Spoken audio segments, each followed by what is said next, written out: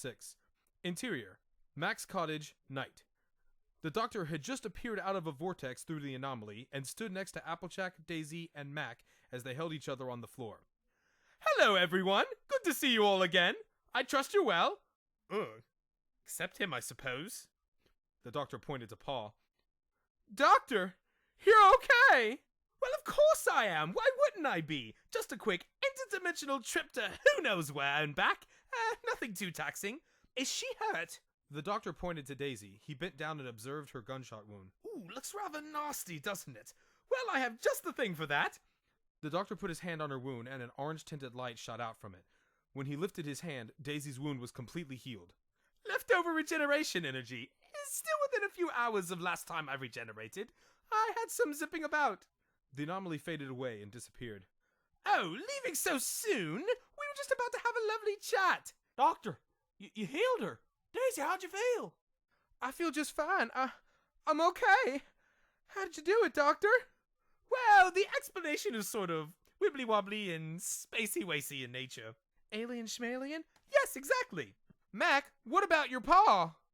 Oh, I'm so sorry, Mac. There's nothing I can do. Those creatures sucked the life energy right out of him. Pa was an old fool, but I guess he just wanted his family back. Outside the window, the scene of the flashing flash fire grew more intense. Doctor, what do we do? They're trying to set the whole area on fire. Yes, and create a fixed point in time in the process. We need to get over to that barn. Interior, Mac's barn, night. The Doctor swings open the double doors of the barn to discover the anomaly swirling around the roof beneath the rafters. The Doctor enters the barn with his entourage in tow. There you are! I think it's time to put a stop to this. You may be able to make a fixed point, but you decided to eat your willing participant, and now you won't be able to succeed in resetting the universe. The anomaly sent a flash of energy at the Doctor that he barely managed to dodge. Getting a little cranky, are we? Don't tell me you're just doing this out of spite at this point. That's very unbecoming of a species of your caliber. We will succeed with or without you, Doctor. Oh, really? And how do you plan on doing that? Behold our willing participant. Another vortex opened out of the anomaly, and a young girl was gently placed on the floor of the barn. She had bright red hair and wore a yellow sundress. Applebloom! That's Applebloom! Are you positive you know what the human version of your sister looks like? Trust me, Doctor, I just know. So that's your plan. Applebloom starts the fire willingly, so you can have your fixed point, and then you erase the fixed point so that you can have your restart. But what happens to everyone here? What happens to the people in this vicinity? The fire will claim none, but the event will claim you. Yes, of course it would. The disruption of time and space will delete us if we're too close to the catalyst. Well, we have two options. Option one is to run. Applebloom, it's me. Come here. Come on, we have to go. It's too dangerous. Applebloom ignored Applejack and curled up in a ball on the floor. Applebloom! She can't hear you. They're blocking her senses from perceiving you. It's called a perception filter. Any second now, Applebloom is going to start a fire in this barn, one that is supposed to spread for miles around. How do you know that? I read tomorrow's newspaper. The funnies were quite good. Editorials were boring. Finance was depressing. Applebloom knows better than to start a fire in the middle of a barn with dry hay everywhere. A small box of matches appeared next to Applebloom, who was shivering and rocking back and forth. I'm so cold. Applebloom eyed the matches with a fierce curiosity. Yes, I'm sure she is, but that is what these creatures are counting on. It's desperation. They love it. They feed off of it. Nothing exudes energy faster and more potently than someone trying desperately to stay alive. Applebloom picked up the matches. Mac turned to face the barn doors when he heard someone walking up behind him. His face turned pale as if he was looking at a ghost. Cletus? I'm so cold. Applejack ran over to her sister. Hey, Applebloom, you put those matches down this instant, little missy. Applebloom made no reaction to Applejack. Please, you have to hear me. Listen to your big sister. It's time to go home now. Applejack went to grab Applebloom, but her hand went straight through Applebloom's body. She's an illusion. technically you're the illusion. She's in reality, while we're sort of suspended between dimensions and timelines that are crossing where they shouldn't. And it's all centered around her. She's the catalyst. It's like I'm a ghost. Yes, that's correct. We would be the ghost right now. Cletus, you're a ghost. Well, I may not have my Sunday best on, but that's no reason to get nasty about it. Applebloom struck a match and gazed in wonder at its beautiful light and the warmth that it gave her. Applejack kicked a pile of hay in front of Applebloom, but she didn't react. Can she see that? I think so. The inanimate objects in this room are still a part of reality. Applejack smiled and took off her hat. She hovered the hat over Applebloom's head and dropped it. It landed perfectly on target, but it was so big on Applebloom that it slipped downward and covered her eyes. Applejack? Applejack sat next to her sister. It's me, Applebloom. I'm right here. Applebloom dropped the match in her hand and turned blindly to reach for Applejack. Her hands found Applejack's shoulders, and she looked up to see her sister under the hat rim. Applejack? It's you, isn't it? You changed too. Applejack pulled her sister in tight and gave her a big hug. It sure as sugar is. I was so worried about you. I'm fine. I'm just really cold. Ha! Brilliant! You got Applebloom to break the perception filter. She pulled us back into reality. I wish it were a little warmer in here. The pile of hay next to Applebloom ignited from the tiny flame of the match she had dropped. Don't panic! I think I have a setting for fire. The doctor fumbled with his sonic screwdriver. Mac, the fire! Mac stared intently at the sight of his brother. Maybe Pa was right. Maybe they'll put everything back the way it was. What are you going on about, Mac? Daisy saw a large bucket of water underneath the storm drain. Mac, help me with the bucket. The fire's gonna spread. Daisy could barely grab both ends of the bucket, much less lift it enough to carry. She tried to drag it across the ground, but that caused the water to splash everywhere. You gonna help her with that? Everything will be fine, Cletus. We can go back to the way things were before. Applebloom, get behind me! Applejack, the doctor, and Applebloom were trapped behind the fire that was starting to surround them. You ain't making a lick of sense right now. It's okay, Cletus. You're not real right now. You're just a perception thingy or some alternate of what have you, but it'll all be fixed soon. We'll let the entity set it right. They'll undo all this. We'll be a family again. I need you. I need a family, Cletus. I can't do this. I can't do this on my own. Mac, help me. Hurry. Applejack. Applebloom clutched the back of her sister as tightly as she could. Don't you be scared now, Applebloom. We're gonna be okay. We're going to have to run through the fire and make a break for the TARDIS. It's going to burn a lot, but it's the only choice we have. Are you just gonna watch all this happen, Mac? It's better this way. Mac! Daisy collapsed to her knees, still trying to get the bucket to budge. Mac! Please, help me. What if you're wrong? What if you're wrong about all this? You know what, Mac? That's the last time I take woman advice from you. What? Daisy clearly likes you the best. Look how she's trying to protect your future together. Do yourself a favor and help her carry that load.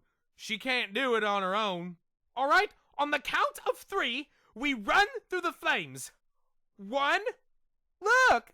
Mac and Daisy came running over, each of them carrying a handle of the large bucket of water. They dumped the bucket over the open flame and doused it, but their momentum caused them to reel forward and fall on the floor in a heap. Daisy and Mac both burst out laughing. I guess we ain't cut out to be firefighters. Oh, I don't know. Looks like you did a good job to me. Where are the energy creatures? The anomaly had vanished from the barn. Mac looked over to where Cletus had been, only to see that he was gone too. Guess they ran out of ways to get what they wanted. Daisy, I'm sorry, I almost... Daisy shushed Mac by putting her finger to his lips. Don't be, Mac. It's okay. Hey, Applebloom, are you okay? Are you burnt anywhere? I'm fine, sis. What happened to us? How'd we get like this? Yes, well, we should be going then. Everyone took a well-deserved sigh of relief and paused a moment to get over their excitement. Doctor, before you go, can we see the inside of your TARDIS one more time? One more time? What, you mean you've been inside?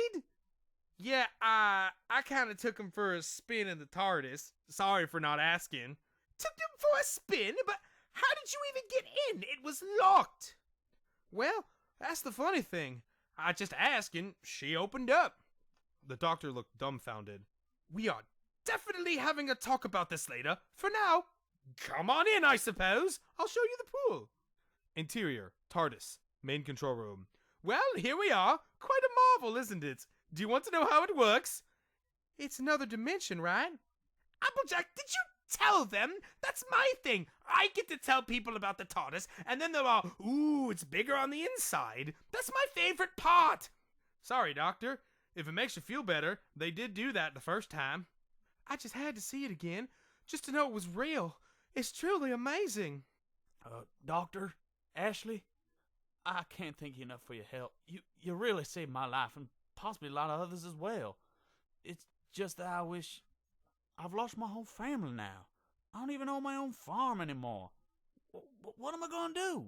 You can come live with me for a while, just until you get back on your feet. You mean it? Yes, I do. And you better get back on your feet, too. I don't want no freeloader hanging around. Oh, yes, ma'am. You watch. Mac Wilson's gonna make a name for himself. I want to thank you two for helping me get my sister back. I couldn't have done it without you. Oh, think nothing of it. We're sure gonna miss you. I hope we'll get to see you again soon, Ashley. Ashley? Oh, right. Well, now that you know I'm an alien, I guess I can tell you my real name is Applejack. And this is my sister, Applebloom. Well, pleased to meet you, little Applebloom. Likewise. Aren't you just the cutest little girl? Hey, I ain't little. I'm a big pony. Pony? Whatever do you mean, sweetheart? Well, I reckon that one's gonna be a little hard to explain. You see, allow me. The doctor jumped down from the TARDIS controls and landed in between everyone. Applejack and Applebloom are an extraterrestrial race of sentient ponies, much different from the ponies, horses, and other equines of Earth. There's ponies on Earth? There's ponies in space? Yes and yes. Here, I'll show you. Applejack, Applebloom, please stand perfectly still. I'm going to project a hologram of your true visage on the two of you so that Mac and Daisy can see. The doctor pointed his screwdriver at the apples, and their human figures were replaced with their natural pony forms. Well, I'll be the friend of a horse, I guess. Well, I reckon there's some truth to that, then. How about that, Daisy? Talking ponies from another planet. I can hardly get my head around it. Daisy? Daisy was blankly staring at the apples. Daisy, are you okay? They are adorable! Oh my god, I just want to hug and squeeze them and look at the little... Ah! Oh, well, that's mighty kind of you to say. We're very flattered. Applejack, why she got a crazy look in her eye? She's scaring me. Applebloom hid behind her sister. Sorry, I'm sorry. I just... Calm down, Daisy. They're intelligent, self-respecting beings, and they deserve as much. But you're just so cute. I'm sorry. Oh, it's, no trouble at all. No harm done. But you're making me blush a bit. Women, you just can't control your impulses. Hey! Oh, come on. You can't tell me you don't think they're cute and all. I didn't say that. Yes, they are, I admit, but I ain't seen no more. Oh, Mac, aren't you just adorable? The doctor goes to give Mac a big hug. Hey! Mac runs away, and the doctor chases him around the TARDIS.